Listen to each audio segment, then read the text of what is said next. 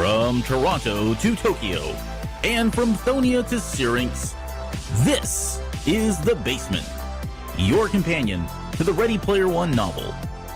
Join our hosts each episode for complete chapter breakdowns and deep dives into the pop culture references through a series of challenges and homework assignments. The Basement is the Ready Player One podcast for people who love things. And now, please welcome Albert and the rest of the Gunchers for this week's episode.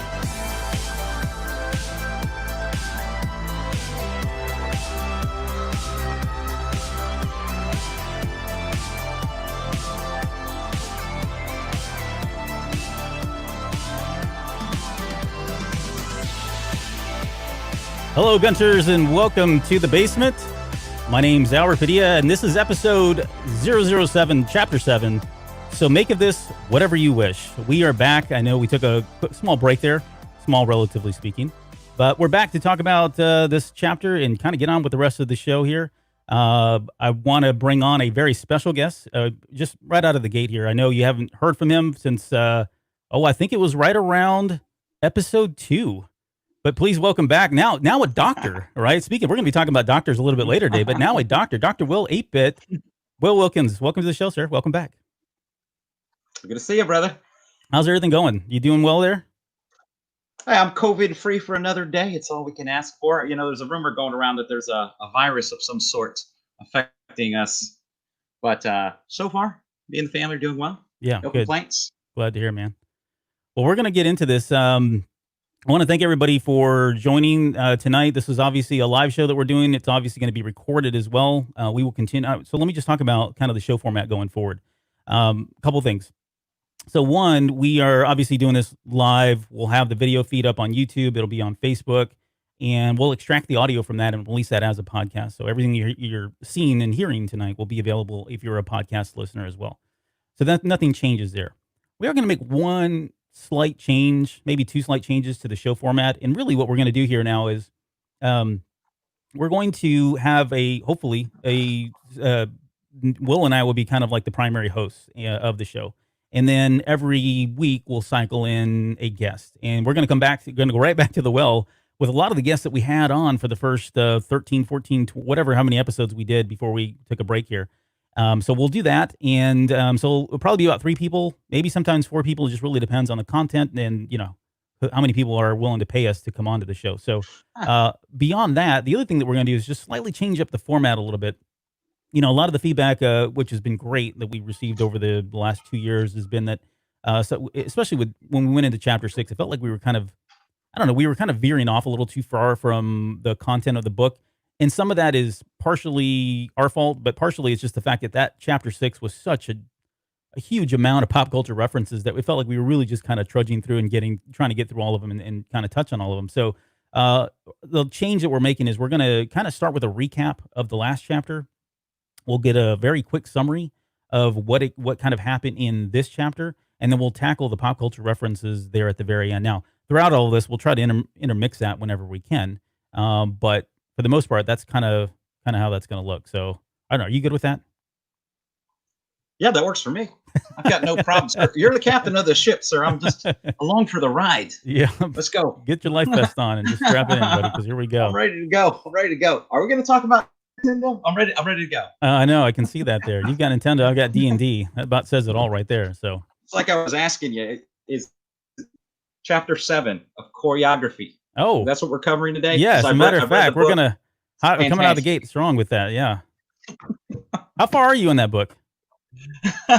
I think I'm all the way to the slip cover, like this portion here. I have looked at the photograph on the back of the text. Have you gotten to Michael Jackson yet? I have not.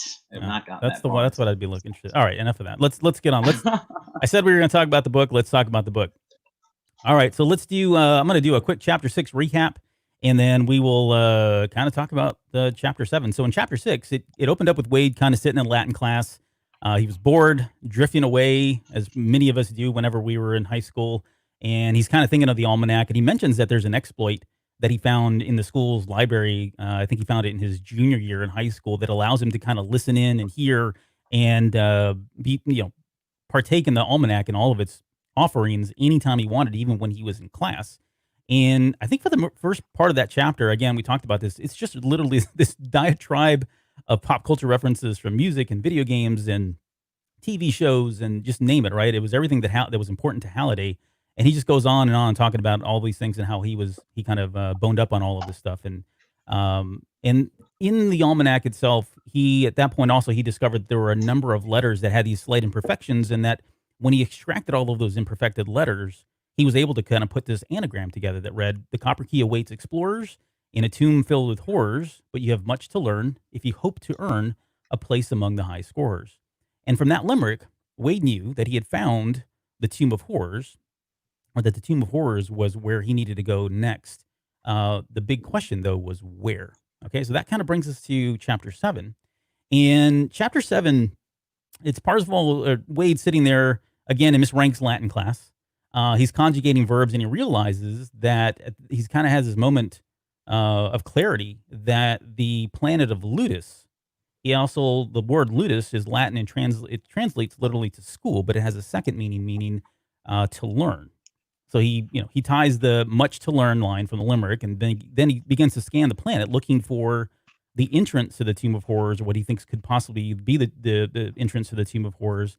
And so, like any Gunter worth their weight in salt or weight in gold, he finds yet another exploit.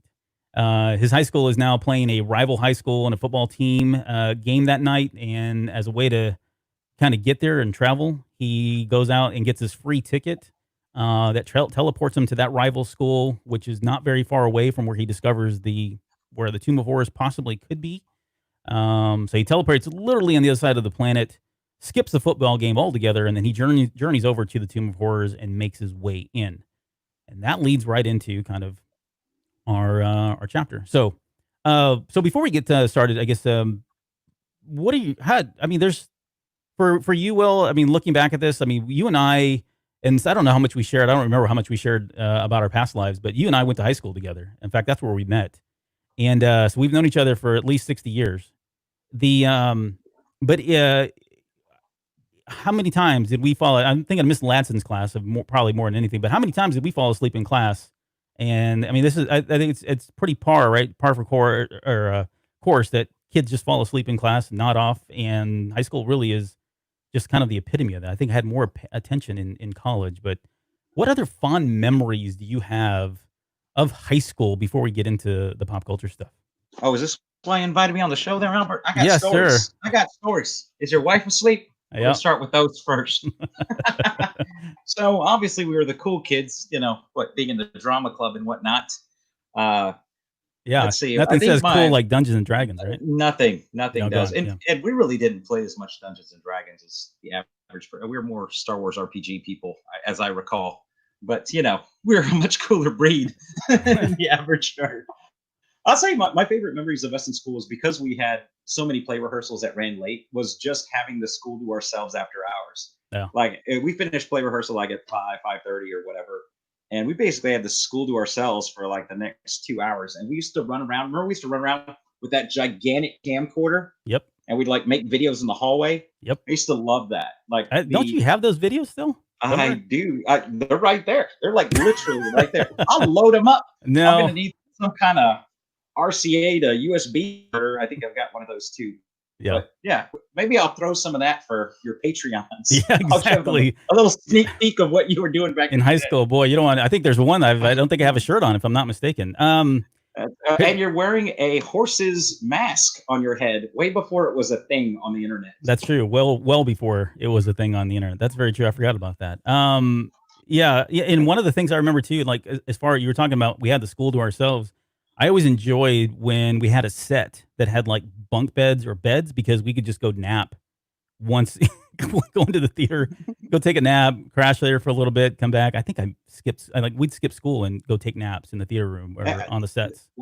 That's the level of nerddom that we're talking about, that we skip school to go to other parts of the school and hang out. Right. Hey, I don't think boys.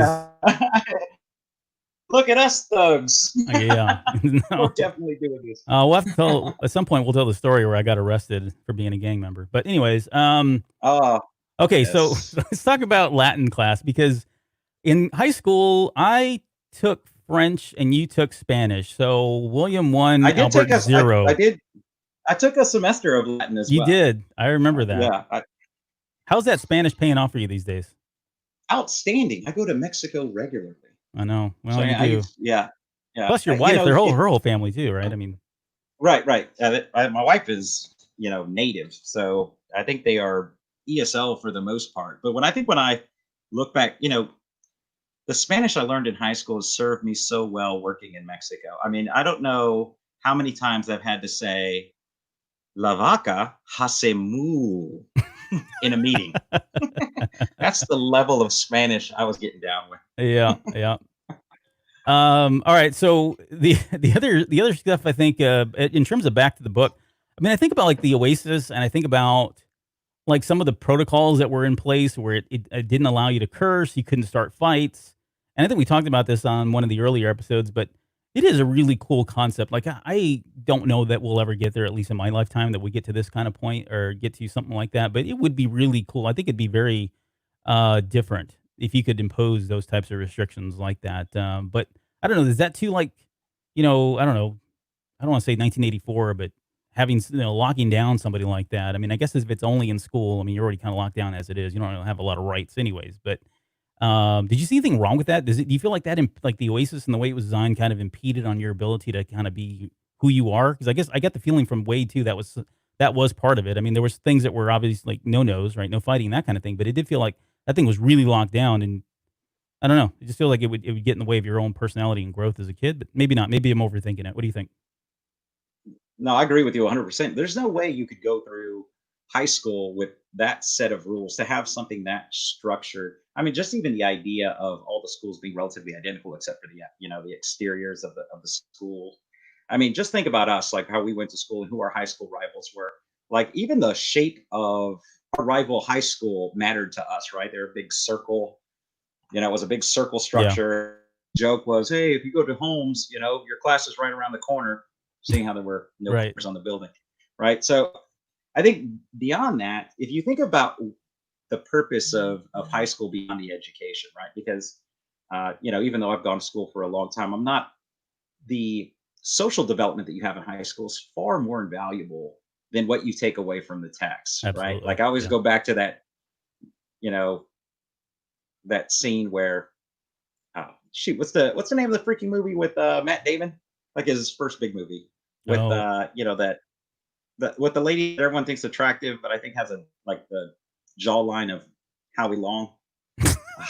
anyway, anyway, whatever that movie is, the bar scene where he's talking about, hey, you could spend $50,000 for college to get the same education you could have with a public library card. Hmm. That's the same way I feel about high school. For us, all the stuff that really mattered happened beyond the boundaries of the classroom for the most part. All the experiences that really hang with us Yep. and all of the relationships that you build, including like ours, right? They're a product of what we did outside the classroom, but not in our house.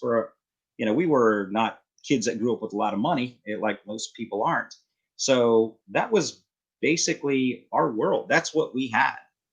So Yeah. Yeah. No, and that's a good point. And I wonder like how the Oasis kind of fits into all of that too. Like, I mean, on one hand, at school they don't have that, but then they have something we don't have, we didn't have, we'll probably never have, and just being able to really go out and do anything they want to in that extra time, and maybe there's something to be said about whether that's even okay, right? Having that much freedom to go do and be anything you wanted to after hours, right? There's probably something good and bad, pros and cons from that as well.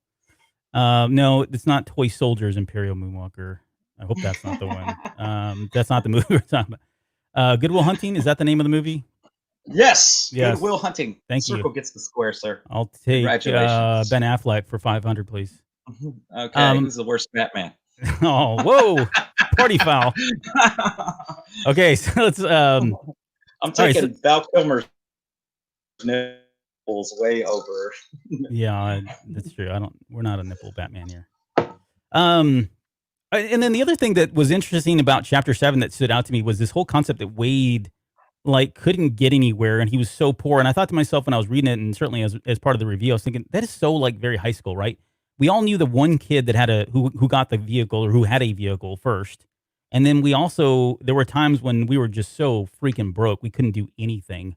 And at one point he was thinking about, oh, do I call, H, or do I just not? No, I can't call H, because if I do, he's going to know, he's going to want to know what I'm doing, where I'm at, that kind of thing. But I mean, he was just kind of, you know, broke his joke and decided that he figured, had this epiphany that he could sit there and teleport by taking the high school free ticket that they donated. But um, I don't know. In high school, I think I got my car first, and then I was your chauffeur for the Yeah. better part of about 2-3 years, I think, before you finally got your vehicle. But not that I mind; it was fun. We drove that thing in the ground. And by the way, I think I've mentioned this on the Star Wars. I don't know if I did it on the Star Wars show or the podcast or the basement, the Star Wars show. Like I can't remember the name of that one. My first vehicle, true story, was a 1983 Renault Alliance. And I went to AutoZone and bought the little decals. Do you remember this? And I put Mhm. Rebel right above the word Alliance. And so we called it the Rebel Alliance, like the rest of high school from that point on. So, anyways, but yeah, thoughts on being broken in high school and what that was like. Yeah, I think the part that's missed for most people is the thing that's ruined every horror film that was created since 2000, and that's the prevalence of cell phones and mobile devices. Yeah, right. Like what I remember most about high school is you just had to know where people were. You didn't have time to like play this game of, hey, let me just text them and find out where they are. You just had to know. Like, I think he's at the mall. We'll just go to the mall and try to find them. I mean, I think that's Yeah. why everybody had their spots. Like, you're going to see it. He's got to be at Robotar. Let's just go to Robotar and see if we can find him. But you're right. I remember the Renault Alliance distinctly, but mainly because we couldn't afford new tires for that car. So remember, like it would rain and you would just start sliding down the road, Oh, and it yeah. was just a controlled slide. Fuel efficiency was 100%. So you Right. didn't need to give it any gas downhill. Yeah. I could have taken that on like an Indy 500. The treading was perfect. It was like primed for IndyCar racing. So, It's a fantastic vehicle. Hey, I'll give you $2 American if you can name four of the six CDs we bought originally for that vehicle. 4 of the original 6? CDs that were purchased the Oh, day that we got the Sony Discman. I'm not yeah. sure we can. We're getting far right. We're getting far right of the book. As No, far we're as I know. fine. This This is train all is so far off the it's tracks. already gone out. It does every show. Okay, so it was Garth Brooks, No Fences, Oh yeah. Boys to Men, Cooley High Harmony, Van Hmm. Halen for Unlawful Carnal Knowledge, Amy Yes, Grant, Heart and Motion. that is correct. Um, is that 4? That's 4. Yeah, you've done outstanding. REM Out of Time. Yes, yeah, that was it. Crap, there was one more, wasn't there? Hmm. Crap. I don't know. I'm drawing a blank on the last one now. What do you know? Well, of course not. I was just asking the question. I couldn't name two of them. I knew for unlawful carnal knowledge and Amy Grant Heart and Motion. That was it. Why? I don't know what Amy Grant was doing in that mix, but yeah, we'll roll with it. Yeah, you go. I You mean, like what you like. I've liked worse on this. I've mentioned Uh, this already, but yeah, I anyways, think Mike remembers that. yeah, Mike does remember that. The Oingo Boingo references. Um, I guess still can't say that with a straight face. uh, This uh, is the greatest album that Oingo Boingo's ever released. Shut up, man. it was. I love that album. You're crazy. All right, let's talk about. Okay, one last thing before we get into the pop culture references, and this was more about the Oasis. And by today's standards, this seems kind of brutal, right? But he makes mention of this a few times in the novel that if you die, like you lose everything. Like there's no like everything's gone. You got to start all the way from zero, which seems really harsh these days. And I was thinking about this, as part of the show. I remember like playing MMOs like Ultima Online, and I'm just using that as an example because this is probably the most cutthroat, the most severe form of punishment or death. Uh, yeah, the punishment from death, right? In Ultima Online, you died. You lost all your crap just fell to the ground. Not only that, but people could come and just start pulling it off your body. And then once they were done and they whittled you down to a pair of underwear and you had nothing left, you were sitting there looking at your dead corpse. They could then go chop your arms off and chop your legs off. And I mean, it was just like, peeing on the corpse. I mean, it was really horrible stuff. And we've come a long way now because if you think about like World of Warcraft or any more modern MMO, now there's things like bind on account, bind on equip, right? So that if you die, in the event that you die, because you will die at some point, even in PvP, that stuff stays with you because they've realized, well, holy crap, we're charging people money here. And if we make everybody mad that they've worked so many, they put all these hours into things and they've gotten all this great loot, and we kill them and they lose it all, there's a good chance they may not come back, right? They're going to walk with their feet or walk with their wallet. They won't be back, and we can't do that. So we've come a long way from the days of when MMOs started. And maybe this is kind of, again, sign of the times. I mean, Ready Player One came out well after some of those games were out. But I think it does speak to the fact that we've come a long way, and now we're not as I don't know, militant. I don't even know what the word is. Maybe we're just mean about people dying and what happens when you die. But then I think about, like, for the Oasis, given the stakes and giving what was at stake, right? Billions of dollars.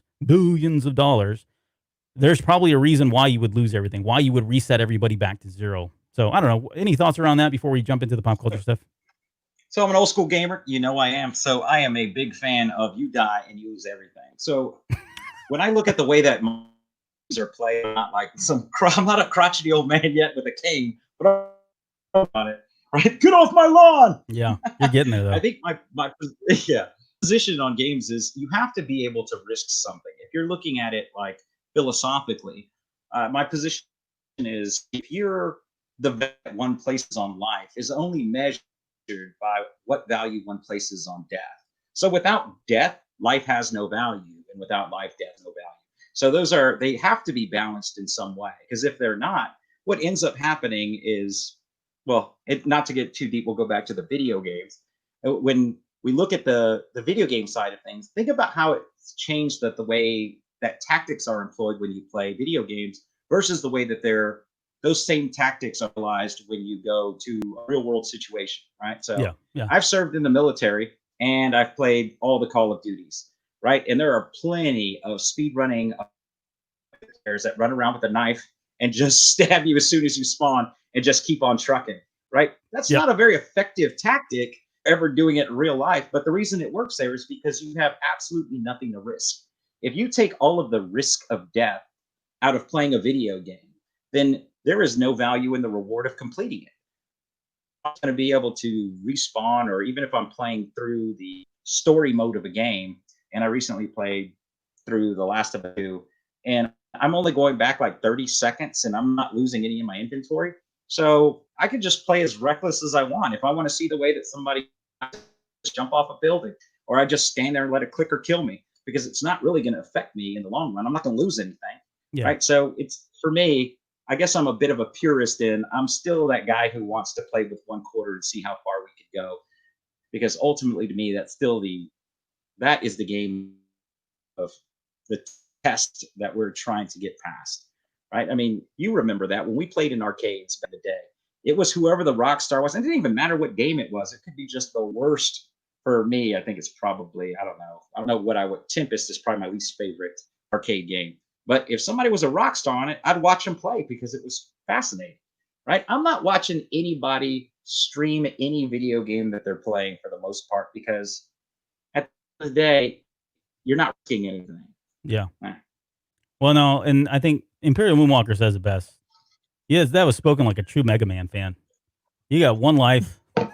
You don't make it, you're out. You don't get another shot. So. Out. Oh my God, Dr. Wily. That's not my favorite game. We know. All right. Thank you for that. Let's get into the pop culture references, and we're going to start with the first one here is the reference, anyways. So this is Wade early on, and obviously in the novel.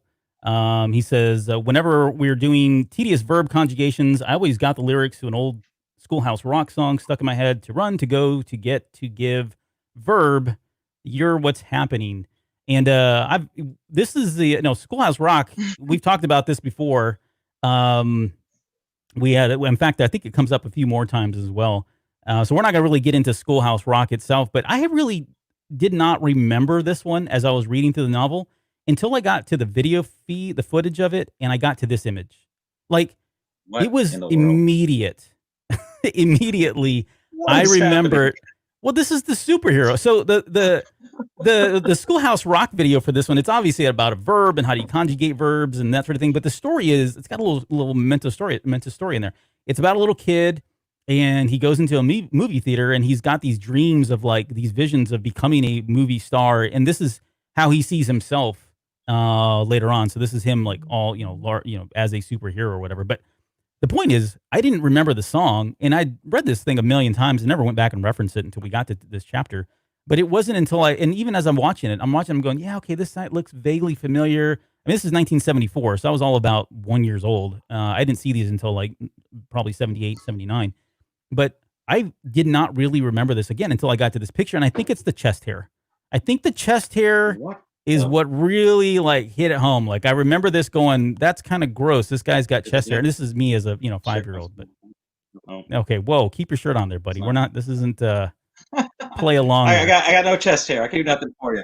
Well, I got none either. I can't do anything about it either. So, but did you remember this? Do you remember this one? Or I don't know if we talked about Schoolhouse Rock when you were on the show. Now I forget. But was this ever something that you were a big fan of? So I do remember this, from Schoolhouse Rock, and I remember most of the Schoolhouse Rocks. I'm Just a Bill is my favorite Schoolhouse Rock for sure. Yeah. But only because, as you know, there's a very small group of people that call me Bill. My mom, my aunts, and then a couple of very close relatives call me Bill. So I didn't know what a bill was and a bill becoming a law because I was all of like you, 3 years old. So I thought the song was about me. And I was like, yeah, I'm kind of depressed. I'm just a Bill. I'm just a Bill. You got the same haircut. Sitting in my room grounded. One day I'm going to become a law. But no, I didn't. I did not. I did so I watched this as part of the preparation for the show, and I watched the entire thing, and it was what you would expect from Schoolhouse Rock.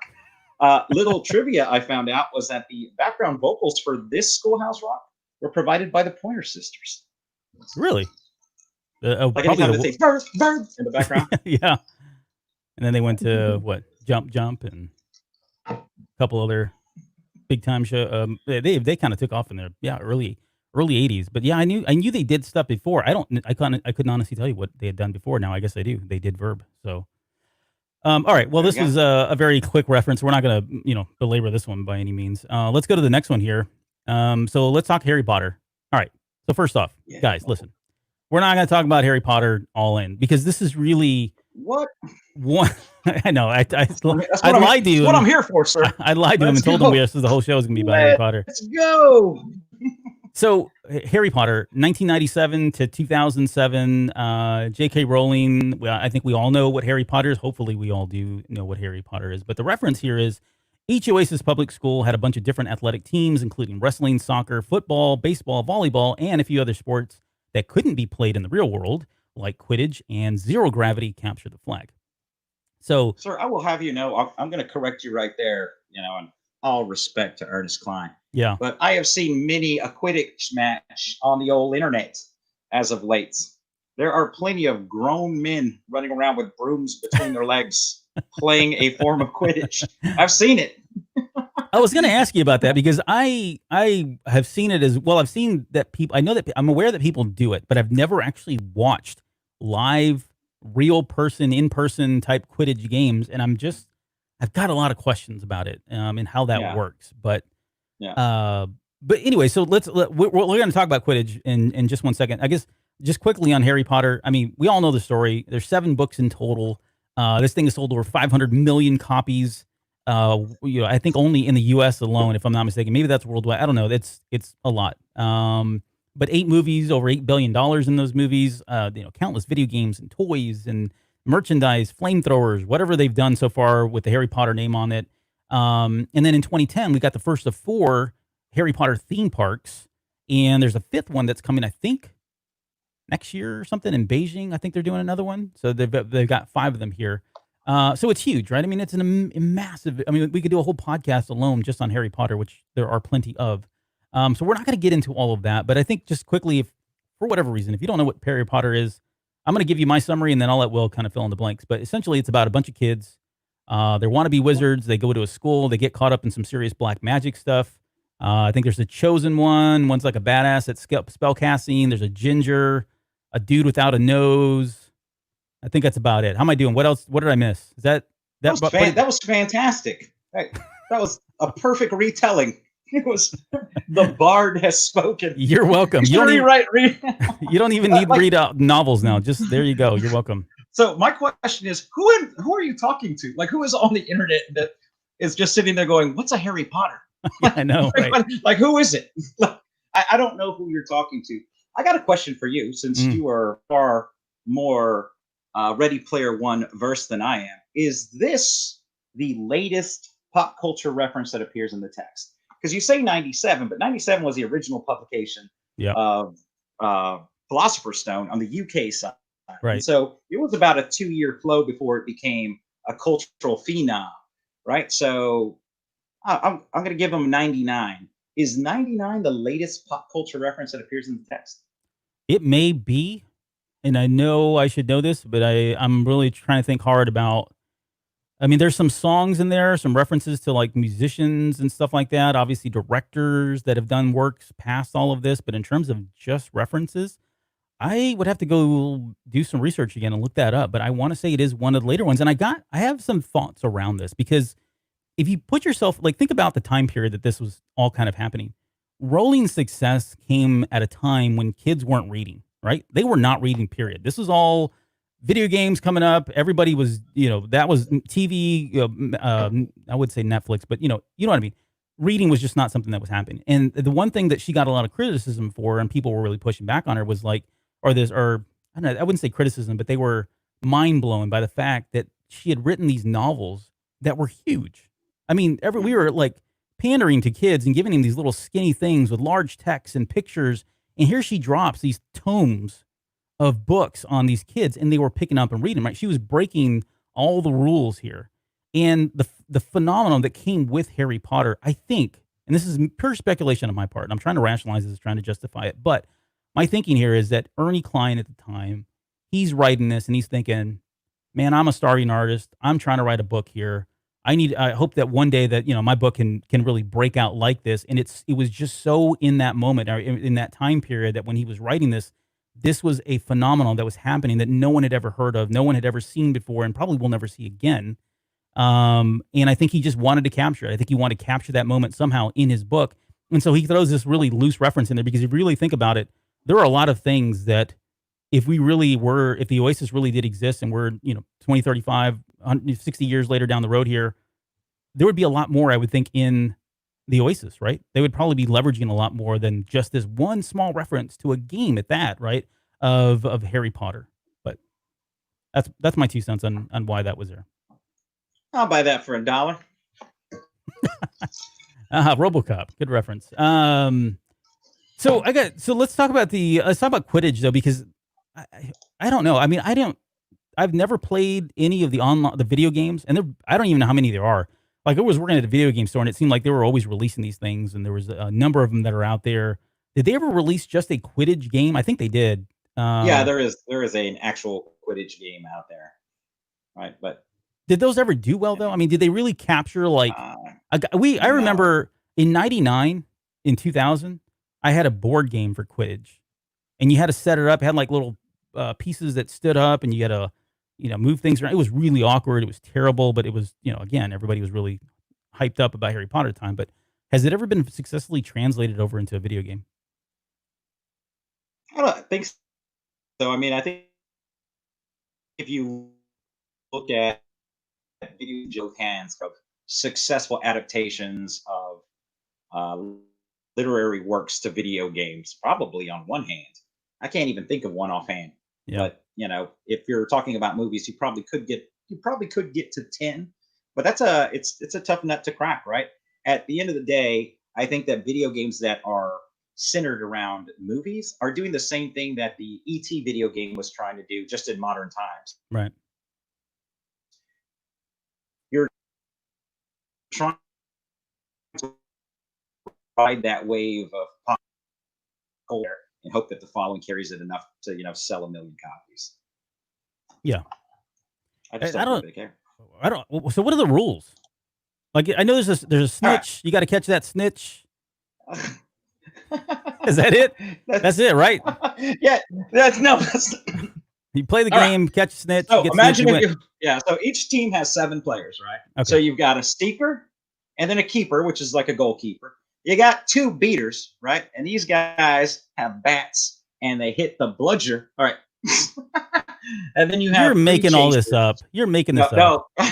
no. There's 3 balls in Quidditch. Now, originally, the snitch, the flying snitch, the golden snitch that you're talking about, originally it was a bird until like the 1400s, and then they outlawed the use of live animals during the game and went to the enchanted golden snitch. Hmm. So I'm going to give you the rules. I'm not going to go through all the players and what they do because it's basically lacrosse meets hockey with football. It's a bunch of things, but I'll just go over the scoring. You got 3 rings that are on either side of a 500-foot by 160-foot field, right? And so all these guys are running around, and there's one leather ball that's about 12 inches in diameter, and they attempt to throw that ball through one of the 3 on their opposing side for a whopping 10 points. Okay. Now, 10 points. Got it. Right? So 10 points, right? So remember, there's 3 balls we're playing with here. That's one of them. Then we have the bludger, and then we have the golden snitch. Okay. So the seeker catches the golden snitch, much like Harry Potter does in the book. That's worth 150 points. All right. Right? And also ends the current match. So if you grab that, unless your opponent has a 15-goal lead on you, you win the game. Right? So there's different rules for professional Quidditch that are outlined. Oh my goodness. World Quidditch Cup. But again, you said we weren't going to get too deep into the weeds on this. Spare you that. Okay. Yeah, thanks. All right, that's it. And then the golden snitch, right? You get that, you win no matter what the score is. No matter. That ends the game no matter what. Now, generally you win because it's worth 150 points. But if we were playing like in high school, we used to play those 6th graders in basketball. Oh yeah, and just school those kids. We might be up by 18. They get 15 points. They're still losing, right? So it's not a guarantee, but yeah. But most cup matches, what they're doing is they're using cumulative scoring, similar to cricket, right? So you're going to be getting points for this match added to previous matches, and then your cumulative score at the end of the cup determines who wins that series. But again, the World Quidditch Cup is a knockout competition, but J.K. Rowling didn't make that public until 2014 in like a follow-on book. I got you. All right. So Jessica, I've never read the Harry Potter. I mean, I've read like the first one, and I know it, and I'm kind of half joking about this, but he's way more versed in it than I am. In fact, I don't know. Have you been to Wizardry World and all that stuff? Yes, sir. I have several robes, and everyone in this house has a wand. Everybody has a wand. So yeah, I mean, he's like the real deal. I am not. I am what's known as a poser. Yes. When it comes to Harry Potter. Now, you want to talk about Jason the Wheeled Warriors or, D&D, whatever, I'm your guy. Harry Potter? Yeah, maybe not so much. So, but anyway, so yeah, okay, so thank you for that explanation. I don't know that it's any more clearer to me, but I do appreciate your time, sir. Thank you so much for being on the show. We'll talk to you soon. No. Okay. I will tell you that I think that the first Harry Potter movie is the best adaptation of a book ever made. Like, usually when you're reading through a book, a really good book, you're envisioning what that world looks like. And I don't know that there's ever been a movie that captured a book as accurately as Harry Potter did, the first Harry Potter. But you're welcome to disagree, but it's just my opinion. And I think, yeah, I mean, she had a pretty heavy hand in all of that too. I mean, I know that was part of the deal initially, at least for the first 4 movies. And then I don't know what the story was after that.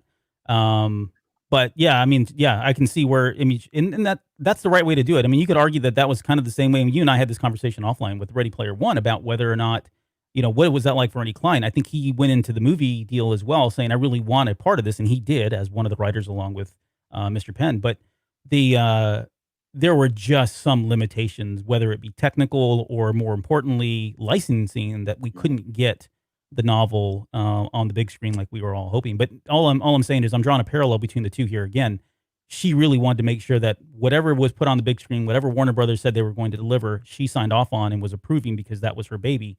And I think Ernie Klein was trying to do the same thing here. So I think that's, to your point, why that thing was so accurate. In the interest of time, I will not be defending my position on what I think of the movie. Oh, we'll save that for another show. Let's talk about this because and certainly if you're squeamish or you don't like the fact that I don't know about Harry Potter, Jessica Friday, cover your ears because all right, so I know that this is Oh my God. the four houses, right? And when I look at these, I think these are just like gangs at the time, right? You got the Crips, you got the Bloods, you got. I'm with Jessica now. Have you even seen the movie? I've seen all the movies. I've seen the movies. But I got a question though. So like I know like is everybody just want to be in like Gryffindor, or is it or some like I say people on Twitter and they're like really proud of the fact that they're Slytherin, but like from my perspective, those are the evil guys, right? They're the bad guys. So why do people want to do that? Is that just not true? Is that really Yeah, the first book sets it up that way, but I think as the novel progresses, you get a better picture of the character of each one of the houses. Like I would say, the majority of the people in this house, for example, are Hufflepuff, right? Which there's nothing wrong with. I mean, each one of them has a series of attributes, and strengths. I don't know that there's that's not yeah, you a could make bad one. Like not everybody in Slytherin is evil because that's how.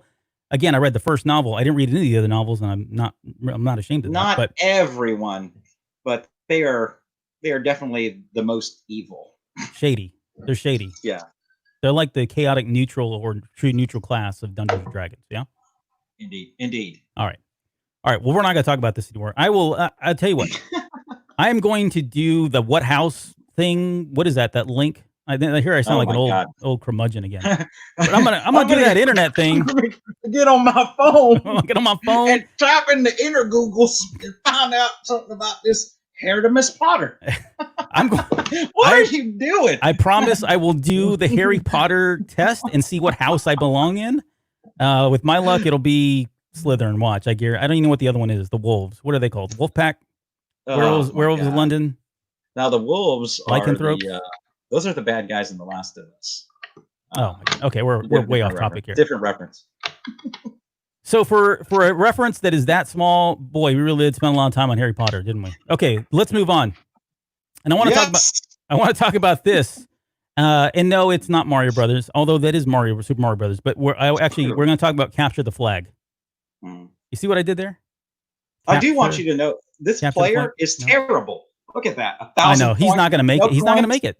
That's garbage. It's garbage right there. Even as a speedrunner, that's a His terrible trajectory player. is not where it needs He to is- be either. No, his timing is not going to get the right amount of stars. Sorry, bro. Get your game straight. Let's go.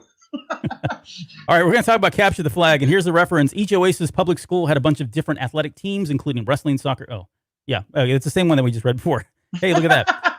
Do it again. Do it again. Zero gravity, Capture the Flag, and scene. Okay, Do you know what a deja vu is? I do. It's a glitch in the It's a Matrix. Okay, so for Capture the Flag, it's a pretty basic, and there's a lot of variations of what Capture the Flag is, right? But essentially, you've got two teams. They both have a flag on each side of their base, and the idea is that you go to the other base, you try to pick up one of the flags and take that flag back to your base where your flag is at, and if you do, you get points. Along the way, and again, was originally designed to be played outside. If you play it outside, there's all kind of, again, variations of it, but if you capture the flag, you pick it up, and someone touches you or sometimes you play with flags on your belt, like flag football kind of thing. You have to drop the flag, and then someone you can either pick it up. If your team picks up your flag, then you get to take it back. If the other team picks it up, they can go run with it and go back to their base to get points. If you are running with the flag and you get tagged, you can get sent to a jail sometimes. If you're running around on the other once you cross the line to the opponent's base area and you're tagged, you can get sent to a jail or a timeout period or timeout spot for a period of time, that kind of thing. But again, the objective here is to capture each other's flag and bring it to your bases. And what I really wanted to kind of focus on. So what you're trying to tell us is the point of Capture the Flag Yes, is to capture the flag. that is right. I see. Yeah, Proceed, sir. I'm glad I got that out. Let's talk about this. So, well, not that. We're not talking about that. Whoa. Spoiler alert. Banner Catch. Who's in charge of this? Who's in charge of this? That would be me. So Banner Catch is the original. So the very the very first version, I guess, that was ever done was in 1984. It was done. It was produced by a company called Tom Snyder Productions, and they would. It says you and your partner compete on a 64 sector playing field against a character named Max. The objective of the game is to capture Max's flag. There it is again. See, I told you, I'm not making this up.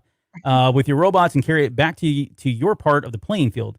Your side has 4 joystick controlled humanoid robots. Max also has 4 robots. Now, this was released again, 1984 was released for the Commodore 64, the Atari 400, 800, the IBM PC Junior, and the Apple II. The cool thing that I found, okay, now this is great, right? This is awesome. This is the very first version of Capture the Flag, and there's obviously a lot of other versions that we're going to very briefly touch on here in just one second. But the cool thing that I found out was this company, Tom Snyder Productions. This guy, Tom Snyder, actually went on to create a show in Comedy Central called Dr. Katz. Now, I've never seen this show, but I just thought this was interesting that he would have done that. He went on to do that. He did other things too. I mean, his software company went on to create other games and that kind of thing. But his big claim to fame was, I guess, the fact that he created his Dr. Katz Professional Therapy. I remember seeing this in the 90s, but I'd already tuned out of television for the most part. I think I was primarily plugged in on gaming and online gaming and doing that sort of thing. So I really wasn't watching as much. But did you ever catch the show in the premise of it and whether it was good, not bad, or the indifferent? Oh yeah, this was filler television. This was it was almost like the era of TV where the illustrators were trying to be as terrible as possible. Right. You Just know, for it the was like sake in of, the Beavis and Butthead era of animation. Not that I have a problem with that, but right, right. it's You focus on the story more or the exactly, characters. exactly. Which is why 8-bit games are sir. Oh, well, so I threw this question out in Discord today about whether or not anybody had watched it, or maybe it was yesterday. And I think it was Imperial Moonwalker who mentioned that this was actually a pretty good show, and they had a lot of famous people. And I think the premise, and I may have this completely wrong, so I do apologize because we're going again way beyond the scope of what we wanted to talk about. But I think the premise of the show was they were bringing on these stand-up comedians, and they were bringing them on, and they were kind of going to see Dr. Katz for therapy, and it was through you were getting to hear their conversations, their therapy sessions, but they were again famous comedians, stand-up comedians, or stand-up comedians that were kind of on the rise or up and coming.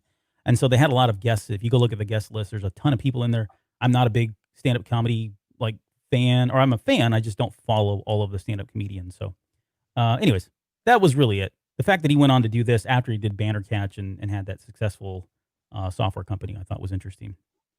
And I think his son is the one that did Archer. Wow. And that was Josh too. Imperial Moonwalker in Discord mentioned that. Maybe not. I'm giving him way too much credit. So you're welcome if you're watching and listening still. Okay. So other famous things that other famous capture the flags. I remember Quake 3, obviously. Half-Life Capture the Flag was really big. And then this was my personal favorite, Tribes 2. We did this at LAN parties, and we would play literally all weekend long, from Friday night all the way through Sunday. We would sit there and play Tribes 2, Capture the Flag. But I'm a huge fan of Capture the Flag in general, but certainly this game. But did you ever get a chance to play any Capture the Flag games, whether they're, PC or any of the consoles, anything that stood out for you? No, no. I mean, I've played Capture the Flag, like paintball Capture the Flag. Hmm. That's about it. And then, of course, in the military, we play a version of Capture the Flag whenever we're doing tactical training and air-based defense training. But it's the same concept. You're playing Capture the Flag, except you're using blank ammunition and M16s. Yeah. It's probably more exhausting than sitting in front of your computer moving your mouse 6 inches to the left or right. Yeah. I will say that I do recall going to one of your LAN parties, right? So, this is full disclosure for me. I don't play any game on my PC, and mainly because I spend most of my life in front of a PC. And the idea, I love console gaming because it is something I'm doing in my living room. It's something that is communal for me. There's other people in the room typically when we're playing, and I like that part of the interaction. Like, so when I get home off of work, I'm not trying to see another Windows screen and log into something and then have fun. But I remember going on your LAN parties, and sir, that was a proper nerd fest. I don't know that I ever knew what was actually happening in this game, other than there were people flying, people were getting killed, flags were getting dropped and picked up randomly. Yep. I mean, I understood the basic concept, but I do recall there was more keystrokes than seemed necessary for running around and capturing the flag. Yeah, I mean, the whole premise of this game, I mean, there were other modes like, like just a typical death match, that kind of thing. But really, they kind of took this to the nth degree, especially in the the mid to late 90s, where you had different build outs and you had vehicles, and there was, you had heavy armor, medium armor, light armor. Each of those had attributes. You had different weapons that you could use, that kind of thing. So they really, again, blew this up, and it turned it into really something really famous. And we were actually, at one point, I was playing this so much that we were doing a 5-on-5 professional team. And I think, worldwide we were ranked like 110, which Oh, you think wow, about big it, deal. I'm was kind of bragging a big, now. kind of a big deal. And I am bragging about Well, that. So, I'm not trying to brag or nothing. That's 110 and yeah, capture the flag. 110, baby. Never got to 109, but we hit that 110 and stayed there for at least 2 weeks. So I did big not lead. see that on your resume, sir. Yeah, you got to scroll down. The resume's pretty long. All right. Well, enough of capture the flag. Again, another really light reference. We probably turned that way into a lot more than it needed to be. But let's talk about this.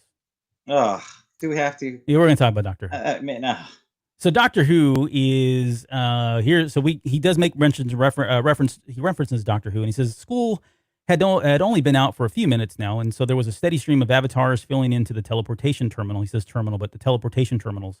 So this is where Wade is trying to get over to the other school on the other side of the planet, so he can make his way to the Team of Horrors. He says inside were long rows of blue teleportation booths. Their shape and color always reminded me of Doctor Who's TARDIS. So let's talk about Doctor Who. So Doctor Who is a British television show, started in 1963. It is going on to this day. So you can imagine there are a lot of episodes. And the premise is really about, you've got a doctor who is kind of like an alien extraterrestrial. And throughout all of these seasons, this doctor is actually the same person, right? What they do is they change their form once the existing body is like too frail or going to die or gets weak or whatever. And that's how they kind of retcon, or how they explain why these actors come in and they're all different every single time, after 3 or 4 seasons or whatever the case may be. And the whole premise is the Doctor is traveling around the universe in this TARDIS, and they're basically protecting humanity from all kinds of villains out there, whether they're Cybermen. There's the little pepper pot things. I don't know if you've ever seen the. I'm drawing a blank on the stinking names now.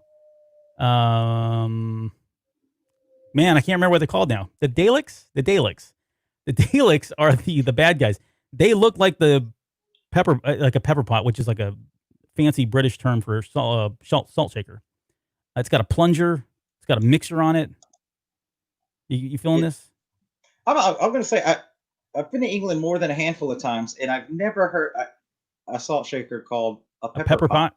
And like, I've got a lot of British friends, and they usually just say salt shaker. Well, maybe. My friend, maybe they were talking about salt. I'm talking about pepper. Okay. I don't know if you know, but they're different. I mean, there are things where someone's going to say, "I'm going to get my luggage out the boot and take the lift to the flat and watch the telly," but like that one I haven't heard before. I'm going to write that down. I'm going to use write it down. Next time I'm in a club in Brixton, getting some chips, I'm going to ask them for the pepper pot. Come on. Please come back and give us an update on how that goes. I want to know what happened. I'll live stream it. I'll send it to you. I'm going to go to every restaurant. I'm going to open with that request. Excuse me, sir. May I trouble you for the pepper pot? Pepper pot. I just want to see what random things I get brought back to my table. Oh, I can't even imagine. I'm going to laugh if somebody brings you like a little miniature Doctor Who. Oh, yeah. Yeah. Anyways, okay, so back to Doctor Who. That's kind of the premise. He's going around, he's saving the world, and he does this, or she does this, in a TARDIS.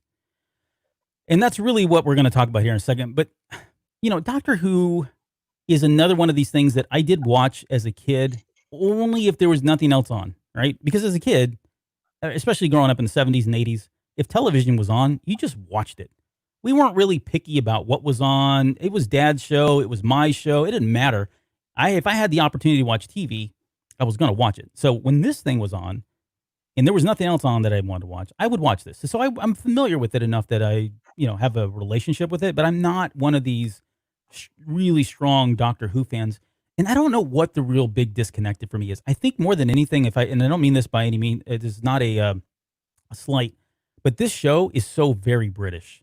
Like there are so many things about the writing, the style, the way it's the cinematography, um, the directing, uh, all the colloquialisms in there. It is very, very British, and they don't try to pretend to be anything else. I think at one point, like when you talk to people that are really big Doctor Who fans, and they talk about where does the show feel like it, started kind of getting close to jumping the shark or really kind of going off the rails in terms of what Doctor Who really is.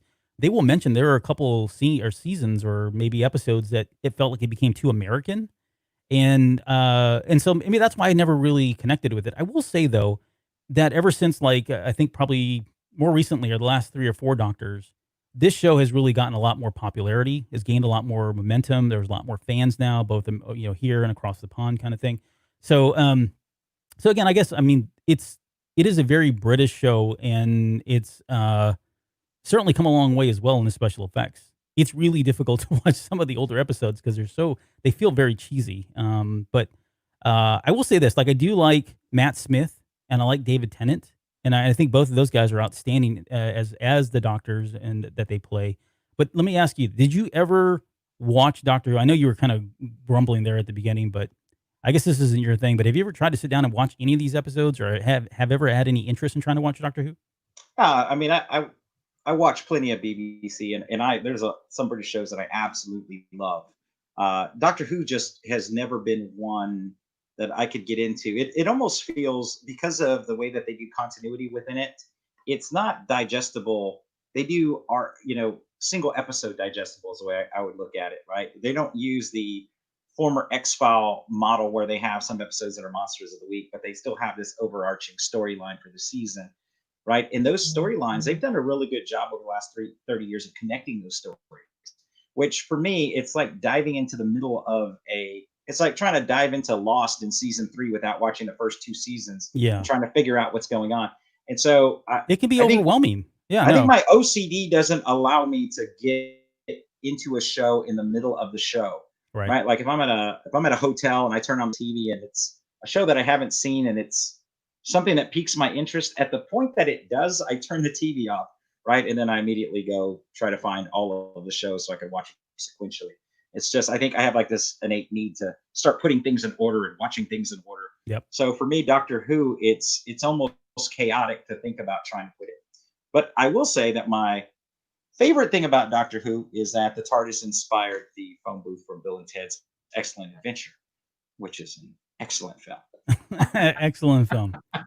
Yeah, I get what you mean, and I agree 100%. Like even though I've seen I've seen more than a couple of episodes of Doctor Who. Again, mostly Matt Smith and David Tennant episodes, because I like them as actors. But it is overwhelming. Like my OCD is just on like you in fuego because there's so much there and it's so overwhelming in terms. I mean, there's like 800. I mean, how many episodes are this thing?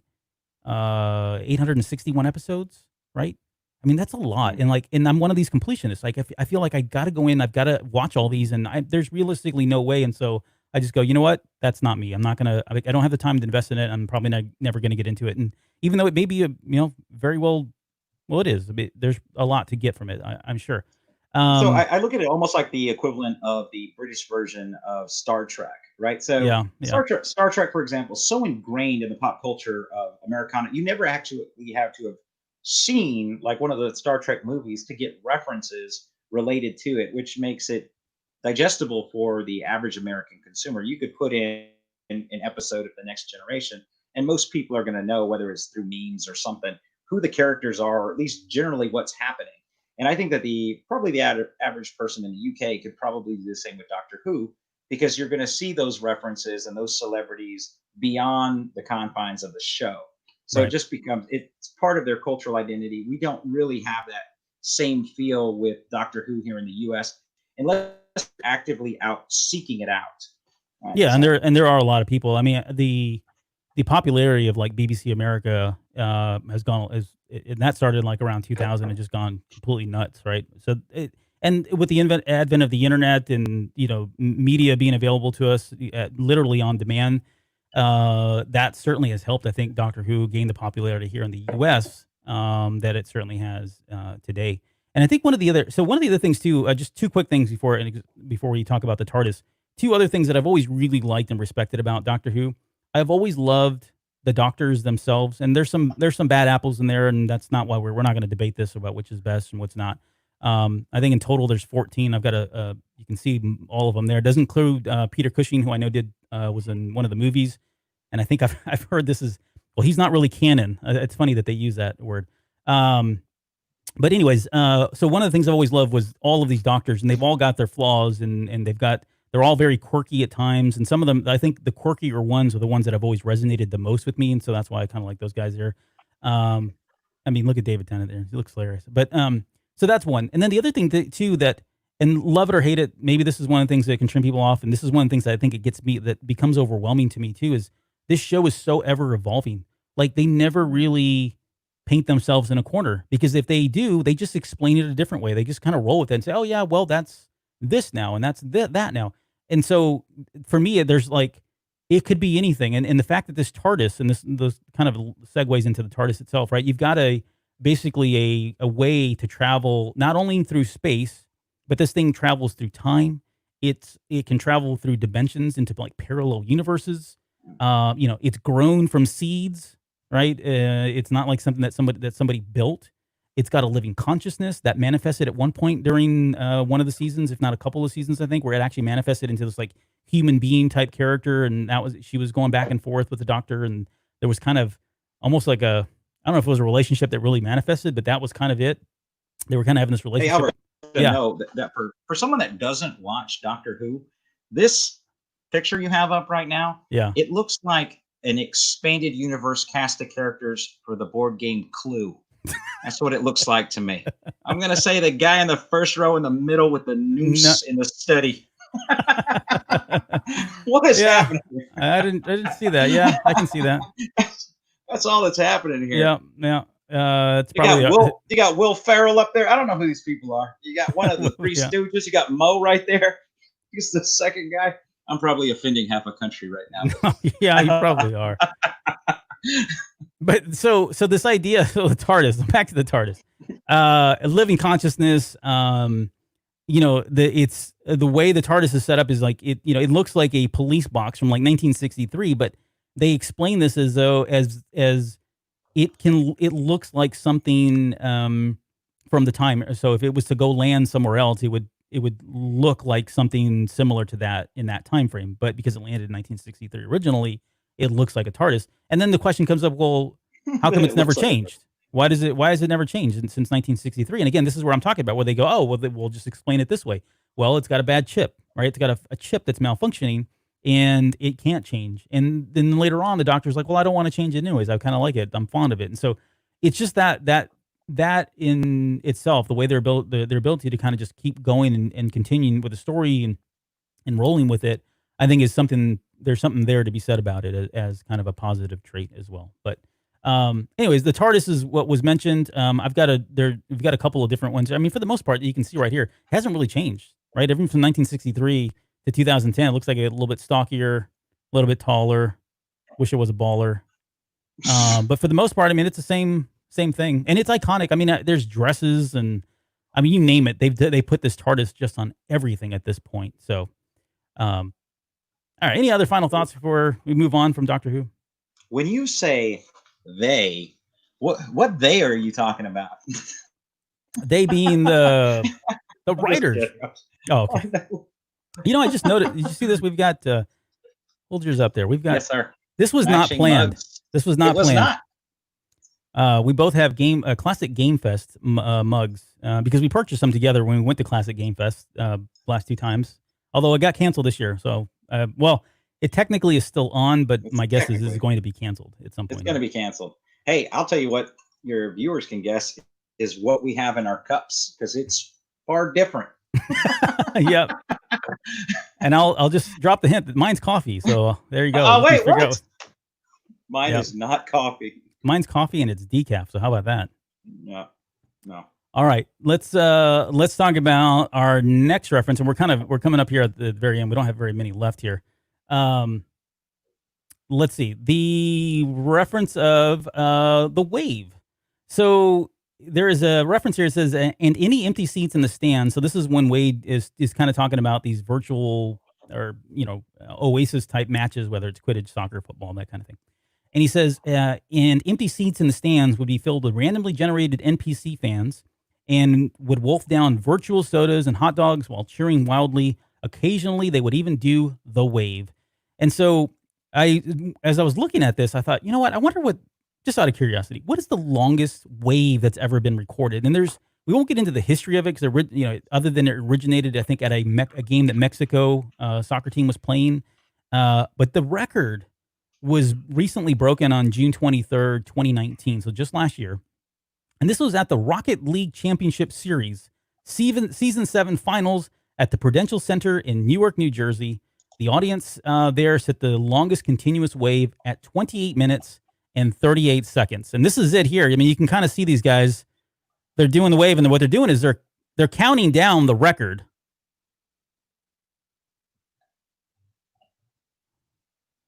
And then boom. Okay, so there's the world record. They've met it. And they went on to continue to do this. So 17 minutes, 20 seconds, that was, or whatever, 17 minutes, 14 seconds, that was a 4-standing record. And they went on again to kind of do this for a total of 28 minutes. I don't know why they stopped. I don't know, people just got tired and like, how much longer are we going to do this? Or, maybe I don't even know when this was like if it was at halftime, before the show, after the show. Yeah, this is, and it's going to stop here, but. Yeah, so I got a question for you. Is that really called the Mexican wave? I've never heard that. Maybe they don't call it that around Mexicans. Like, probably don't. I don't know. Like, I've only ever heard the wave. Like, I guess when I'm with people, they're just like, "Hey, let's do the wave. Let's do the Mexican." Yeah, I don't know why they just the wave. I've never heard that before. I take no offense to it, by the way. If they want to call it, we don't have a lot of things to call our own. So if we can call it, we can claim this one. We'll do it. Okay. Oh, I'm with it too. I mean, I'm not really Mexican, but I'll sign the petition. I get you to sign right here, sir. Yeah, I'll be happy to. Yeah, I think it was just because it was started, or at least the first original, the time that the first instance that it was ever seen was at a game that I think the Mexican national soccer team was playing, and so from there it was like, oh, that's just the thing those Mexicans do. I don't know if that was the case or not, but. It's stuck. We don't call it that here, right? To your point, I've never heard it called the Mexican wave. I've never heard that. I've always just heard called the wave.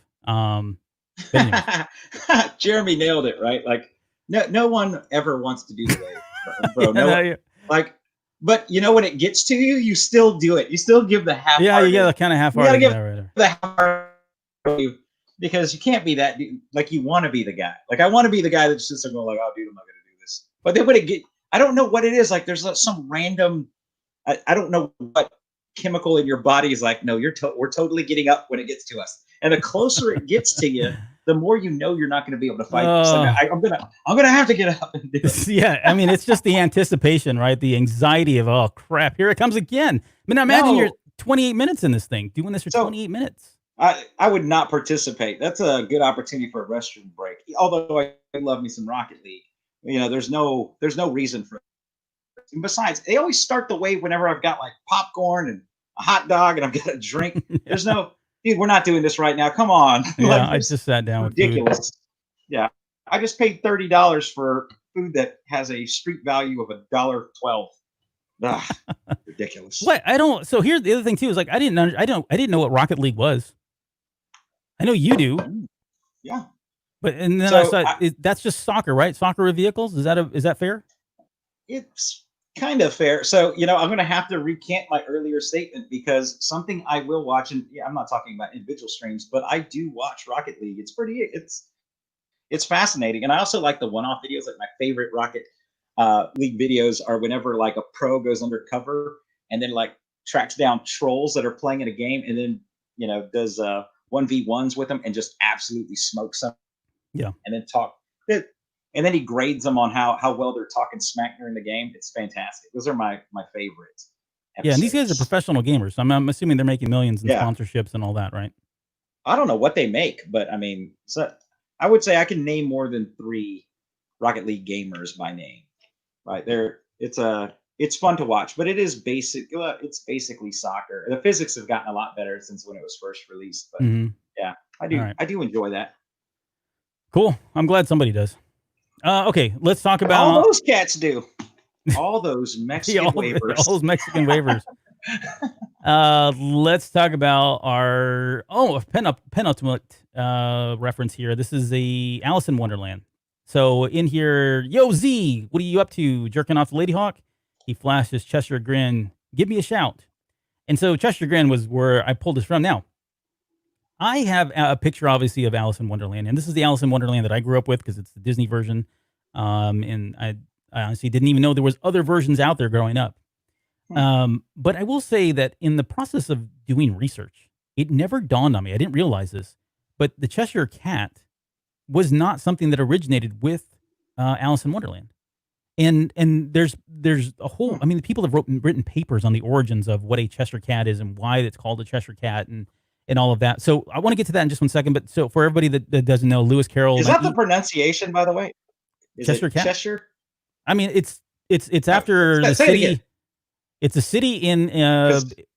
You tell me, Like I've always Mr. heard England. Cheshire. I don't know. I've just always heard Cheshire Cat, right? Like it's a Cheshire Cat. Like, but you're saying Cheshire Cat? I say Like, Cheshire don't only know. because when I watch soccer and they're talking about the place, like when I'm watching the feeds from coming over from England, they say Cheshire. They don't say Right. Cheshire. But I Yeah. don't know. You tell me. Well, like if you go I've to been there once. Pembrokeshire, You're there like Yeah. 8 times a Yeah. year. yeah, they typically say Shire, right? But I don't know. Like I don't know that that's an actual Shire, Cheshire. I don't know. All I know about that cat is he's purple, and he says, "Have you ever seen a cat stand on its head?" That's like the best line in that entire movie. Well, we don't need to talk about this one anymore. Okay, so Alice in Wonderland, right? And then the original story is Alice's Adventures in Wonderland. Lewis Carroll, 1865. Lewis Carroll was a writer. He was a photographer, a mathematician. He was an inventor. I didn't know that either. And the story is about a young girl falls in a hole. She trips on some bad mushrooms. I don't know, something like that. Anyways, and then there's a sequel that came out called Through the Looking Glass that he wrote in 1871. So about 6 years later, he wrote the sequel to Alice in Wonderland. Which, by the way, Through the Looking Glass is one of my favorite episodes of Lost. So if you want to know that, that's a great episode. But he is credited for inventing Scrabble. Like Really? Yeah. So like he had this game, and I don't know, it wasn't called Scrabble, I'm sure, but it was a game where you had letters and you could build on them and make words, and you were challenging the other person and getting points and all that. So the origins, now not necessarily Scrabble itself, but he invented a game that was similar, and he is credited as being the inventor of Scrabble, or just a contributor to the invention of Scrabble, or as it is today, right? So interesting little tidbit there. But anyways, the Cheshire Grin. And this is the cat that we're talking about, right? So here, that's Lewis Carroll there. I mean, he's kind of weird looking guy. He's a handsome fella. He is a handsome guy. Before we do that, Alice in Wonderland, like this is one of my favorite references, and this is from The Matrix, when they tell Neo's on the computer and says follow the White Rabbit, and then of course he follows the girl who has the tattoo on her arm, that sort of thing. But I mean, I'm going to tell you right now, Albert, that anyone that's 73 minutes deep into this podcast got that reference as soon as it popped up on the screen. that may be true. If you stuck around this long, you know exactly what scene this is. And here's some other pictures again. This is the Alice in Wonderland stories that I remember. I mean, it's just super creepy too, like some of the imagery here. And here we go. You're finally with the cat. Yes. And that's yours, right? That's the one you're talking about? Yeah, I love it. I love that. It's fantastic. And then there's this nightmare. What in the world, bro? So this is like the more recent one that came out, that had like Johnny Depp in it, and Is this a Burton-esque? yeah, I think it was Burton that did this one. But that's Of course just it creepy. was. I mean, that's the stuff of nightmares right there. Yeah. Okay, but so interesting enough, again, there's a lot of different explanations as to where this term, the Cheshire Cat or Cheshire Grin, started from, and the Cheshire Cat. And my favorite, and I'm not going to get into all of them, but again, literary works that predate Alice in Wonderland as far back as 1855, 1853, 1788, and 1792 all made reference to a Cheshire Cat. My favorite one says a possible origin of the phrase is one favored by the people of Cheshire, or Cheshire, I don't know, a country in England which boasts numerous dairy farms. Hence the cat's grin, because of the abundance of milk and cream. Right, so these cats are literally lapping it up, living this lavish lifestyle of drinking milk and cream all day long, and so they've always got this grin on their face, and that's again the origin of it. At least that's one of them. There's I don't know 15 different way they try to explain why the Cheshire Grin or Cheshire Cat exists, but that was my favorite. But more interesting enough, or more importantly, I jumped ahead here. Look at this. So there were actually two Dungeons and Dragons novel or modules that came out. So these were released in 1983. On the left-hand side there, we've got Dungeon Land. This was written by Gary Gygax. And then that same year, he released part 2, which is Land Beyond the Magic Mirror. Now, if you look at the names, they look probably very familiar. Dungeon Land, Alice in Wonderland, Through the Looking Glass, The Land Beyond the Magic Mirror. And what these were expansion modules. So let's say you had your own kind of campaign going. You're playing D&D, you've got a campaign, and you want to just give the adventurers a side quest. What you did is you bust out one of these, which are set in the Greyhawk campaign, but you could use them anywhere, right? And you could send your characters through the events of like Alice in Wonderland, which was kind of neat. And there was some small takes, like slight takes on these things, like instead of a mock turtle, like we know in Alice in Wonderland, there was the mock dragon turtle, which is a kind of a beast in Dungeons and Dragons. The rabbit was called the March hare, but it was a lycanthrope. So it would, at nighttime, it would turn into a beast and vice versa and all that stuff. So, it was basically a way for your adventure, your people to get your campaign characters to go through the land of Alice in Wonderland. I never played these, probably because they're level 9 through 12. And usually if I was playing somebody's campaign, I was usually dead by level 5 because that DM was kind of a sick bastard, kind of thing. But Always yeah, that guy. yeah, you're always It's always that guy that's just like, look, you're dead. Yeah. And then you had the other DMs that were like totally cool with everything. They'd just be like, here's what I'm going to do. I'm going to jump over there. I'm going to cast a spell. I'm going to monkey flip onto this chest, and I'm going to kill these 3 guys. Give me a 6-sided dice, 1 to 3, and make it. Yeah. Give me these 47 tasks. Give me a die. All in 6 seconds. Yeah. Let's roll. Do it. So yeah, if you're a big Alice in Wonderland fan, I don't know if that probably is a thing, and you're in Dungeons and Dragons, playing Dungeons and Dragons, you can pick up these AD&D modules and know that that's what they are. Again, never played them. Probably never will. I have no interest in it. All right, let's get to our final topic of the night. And we're going to talk about liches. And liches, man. And we're going to talk about demi-liches as well, because this is we're going to I'm going to try to stay on course here, because I'll go down a rabbit hole. See what I did there? I may go down a rabbit hole here. But let's talk about a lich. So the reference here, at least in this chapter, and of course we're going to talk about, Acererak in much more detail here in the next chapter, but at least for the chapter 7, he says, in the far reaches of the world, under a lost and lonely hill, read the module's introduction, lies the sinister tomb of horrors. The labyrinth crypt is filled with terrible traps, strange and ferocious monsters, rich in magical treasures, and somewhere within the rest, the evil demi-lich. So I wanted to talk about the difference between a lich and a demi-lich, because this is one thing that as a D&D player, there was a lot of controversy around. And I know you're going to start laughing at this, but man, we had these debates all the time, because demi means half. And so the debate was always, well, if it's a demi-lich, then it's really not like the full version of lich. Like it's half the lich version of it, right? And this became such a problem. It became something that was talked about by players of Dungeons and Dragons all throughout the first edition, that they went so far in second edition to kind of clarify that and really kind of stamp home that this is what the difference is, and why a demi-lich is more powerful, at least in Dungeons and Dragons, why a demi-lich is more powerful than a lich. So on the left-hand side over here, that is the entry for the first edition Dungeons and Dragons monster manual. And it says a lich exists because of its own desires and the use of powerful and arcane magic. And I'm not going to read this. I'll just tell you. Eventually, the lich is a former magic user, whether it's a cleric or a wizard, mage, and they become so powerful that they start thinking about, okay, how do I kind of transcend into the next level, right?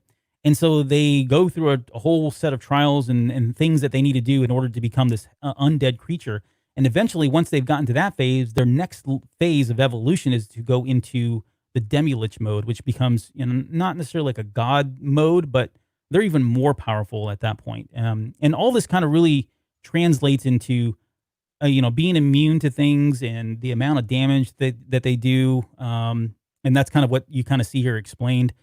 If you look at the picture from the first edition there, that looks like a Serac, right? And I mean, he's kind of pulling directly from that. The one in the second edition here is kind of like a little bit different, a little different take on it.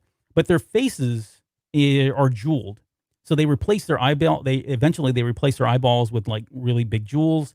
Sometimes they'll replace their teeth with jewels. They obviously wear crowns that have got jewels and gems on and that sort of thing. But this is like, and they're obviously very, very, very powerful magic users. I mean, to the tune of like, level 18, level 20 characters, they're going up against liches or demi liches. They've got super intelligence. If you can see here, intelligence, super genius. Let's see, their hit class. I'm getting nerdy here. Yeah, you are in the weeds. No, Yeah, dude, so I'm not. the way I always looked at like the lich demi lich, structure is, don't think about it as a linear progression. Think about it like a circular progression. So, okay, I'm a wizard and I'm alive. Now I'm a wizard who's reanimated dead but powerful. And now when I'm a demi-lich, I'm somewhere between those two, progressing back toward living. That's how powerful I am.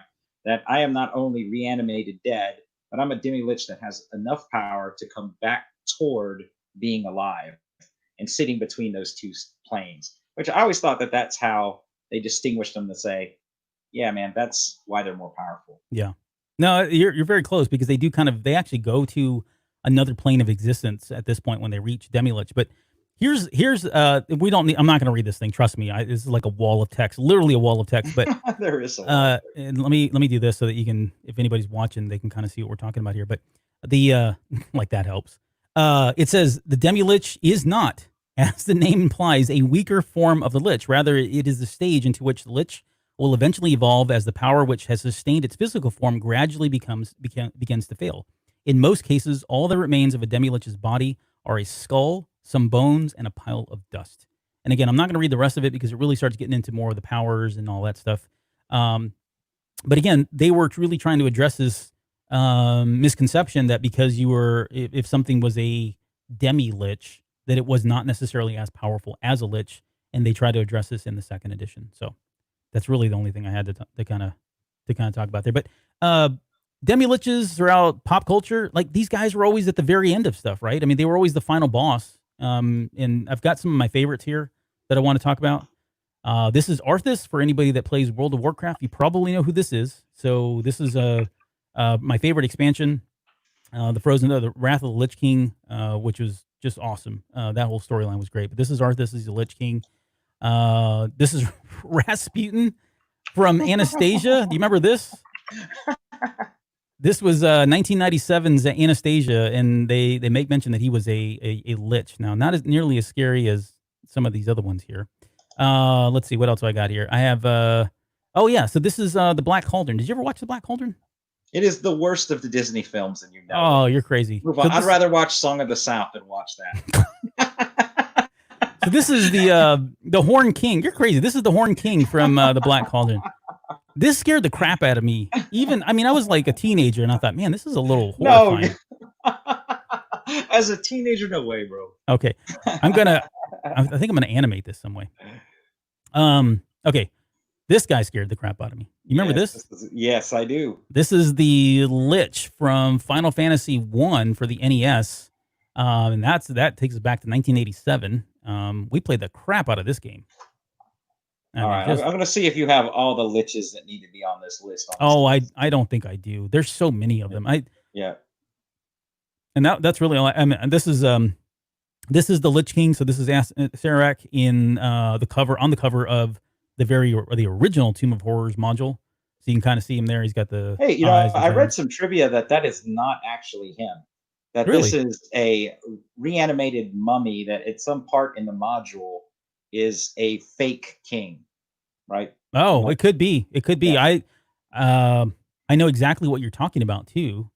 I never really dug into that, to be honest. And you know what I think gives it away is that scepter. Yep. That he's got. But I do think that this reminds me of a Lich that needs to be on the list, which is Mum from Thundercats. Why Mumra's not on here? Was he confirmed as a Lich? I think he has been. I just saw him as a mummy. Mumra, mummy. Yeah, what only certain mummies get to be reanimated, right? Like, I don't know if you've seen that film with The Rock, that documentary Oh, get out of here. about it. But I got to think that it meets the qualifications, like even in the Mummy, right? It is basically someone who was a spellcaster when they were living, who had enough power to reanimate themselves, and then slowly his body was deteriorating, and same concept applies. So I would think that to some degree, select mummies, including Mumra, qualify. He had Jules's eyes, remember? He did have Jules's eyes. I think he's hit it. The only thing he's not hitting, the only button he's not ticking, or the only box he's not checking here is that they're traditionally skeletons. But he was a skeleton under his thing, wasn't he? Or no? Well, I guess. I don't know. I guess we're all just skeletons under everything, Will. I don't know, man. This is you're just a bag of flesh. Luminous beings, are we? All right, let's move on. I just want to show two more pictures here. Now, this is for sure him, because this is off the cover of the they redid the Tomb of Horrors module, and so this is straight off the cover of that, the redone one, I think in 83 or 83, 84. I don't remember. 78? No, I forget now. But it was a little bit later. Not the original one here. And that's Thor back there, and Lando Calrissian, as you can tell. And then this is polyamorous. That's what's happening. I don't know. This is a more recent version of him. So, in 5th edition, it may have been 4th, but I think in 5th edition, they released a new module. And we're going to talk more about this later, so I don't want to digress too much here on this one. But they did release something that was called like Return to the Tomb of Horrors, which is kind of the next version of it. And so this is some of the artwork from it. So this is a more recent version of Acererak and what he looks like. But yeah, I just thought it was cool. So that's cool. Yeah. And I think that's all we had to really to kind of talk about. Before we go though, in honor of the 7th episode of this, I thought maybe I could do just very quickly. I have 7 Lich jokes that I want to share with you. All right, you ready for this? Okay, who is the most famous Lich detective? Mumra. Sherlock Bones. What do you call a Lich who won't work? Lazy Bones. Lazy Bones. Ding, ding, ding. What song do Lich bikers ride to? Bone to be Wild. There you go. What do Liches say? I have a dad. I've got crazy dad joke skills. I'm going to take... You got 2. 600 hours. You're going to run this. What do... I'm running a category. What do Liches say as they head out to sea? Bon voyage. Bon voyage. I see you're catching on real quick here, my friend. How did Liches send mail back in the old days? Boney Express. The Boney Express wins. Oh my God. What is a Lich's favorite band? You got me. The Grateful Dead. All right, and the last one, number 7. Why don't Liches eat spicy food? They don't have the stomach for it. Yeah, bingo. Good job. If I had applause queued up, I would do that. Unfortunately, I don't have that little track queued up, so I can't do it. So there you go. You're welcome. Those are some Lich jokes that you can share with your kids. They'll definitely groan if they hear that. Terrible. Yeah, those are pretty bad. All right. So what else we got? I guess any final thoughts, any final words from you on chapter 7 before we get out of here? I've got a couple more things I want to do. I want to tie up here at the very end, but any final thoughts on this chapter?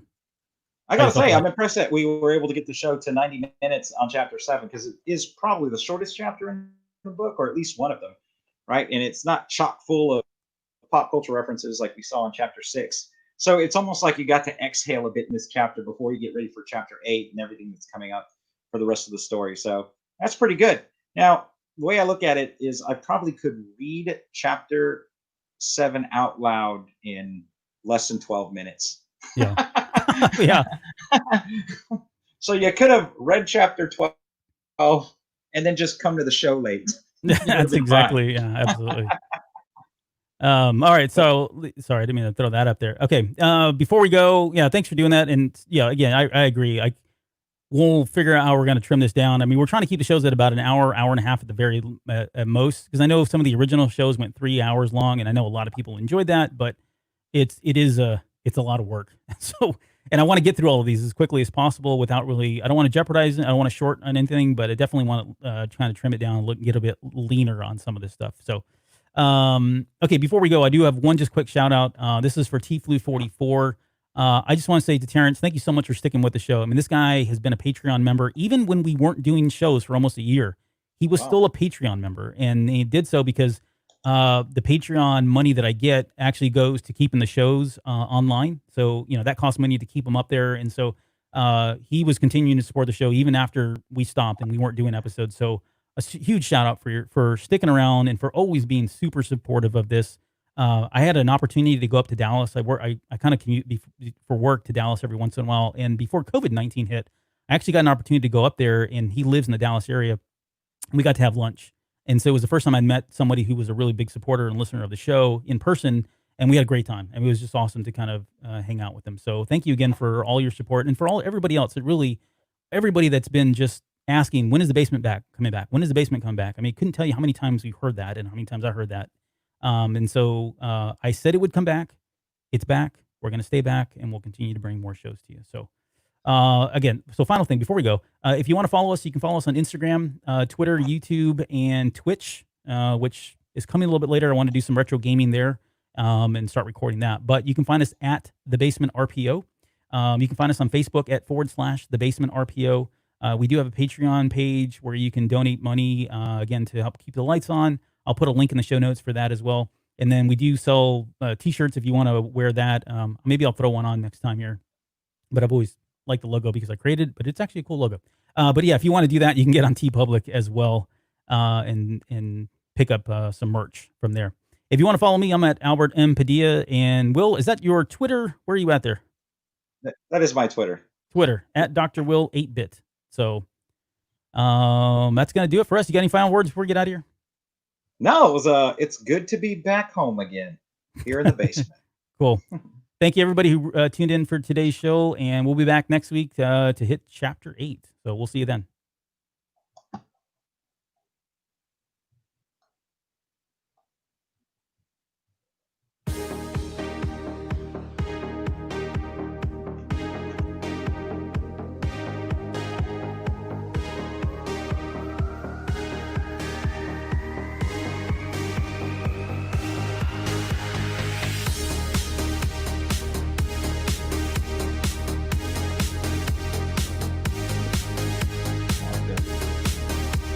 The views and opinions of the Basement hosts are of our own and are not in any way affiliated with Random House or Ernest Klein. All quotes, music, sounds, trademark, and copyrighted material referenced in the show are owned by the respectful companies and creators and are used by the Basement as fair use for entertainment purposes only. It would take me a month to read this whole disclaimer, but sad to say, I don't have that kind of time.